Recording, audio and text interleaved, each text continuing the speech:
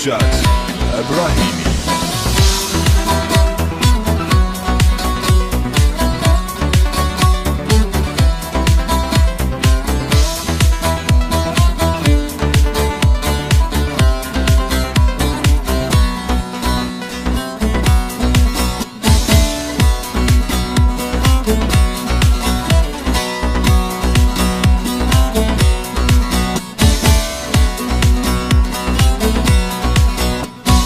Dünya duysun bu sesi, bu ses Türk'ün sesidir. Dedem Qorqud öydü Oğuz Xanın sesidir. Dünya duysun bu sesi, bu ses Türk'ün sesidir. Dedem Qorqud öydü Oğuz Xanın sesidir.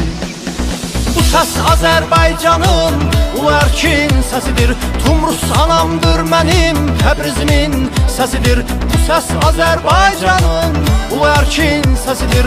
Tumrus anamdır mənim Təbrizimin sesidir. Türkəm Türküz, özgürüz, özgürüz biz.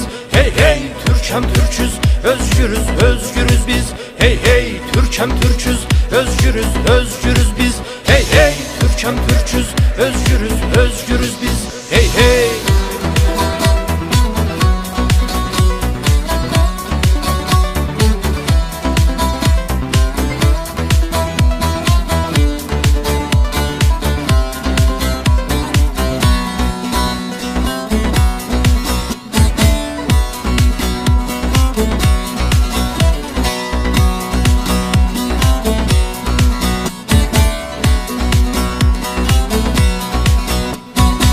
Qarabağda qan var qan, ağlayır Azərbaycan.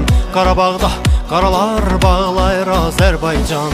Qarabağda qan var qan, ağlayır Azərbaycan. Qarabağda qaralar bağlayır Azərbaycan. Bu səs türk düşüncəli insanların səsidir. Zülmlərə maruz qalan susuzların səsidir. Bu səs türk düşüncəli insanların səsidir. Zülmlərə maruz qalan susuzların səsidir. Türkəm Türküz, özgürüz, özgürüz biz. Hey hey, Türkəm Türküz, özgürüz, özgürüz biz. Hey hey, Türkəm Türküz, özgürüz, özgürüz biz. Hey hey, Türkəm Türküz, özgürüz, özgürüz biz. Hey hey.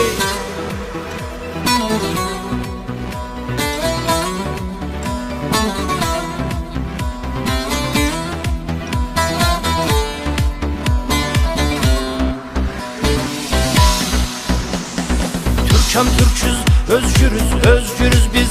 Hey hey, Türkəm Türküz, özgürüz, özgürüz biz. Hey hey, Türkəm Türküz, özgürüz, özgürüz biz.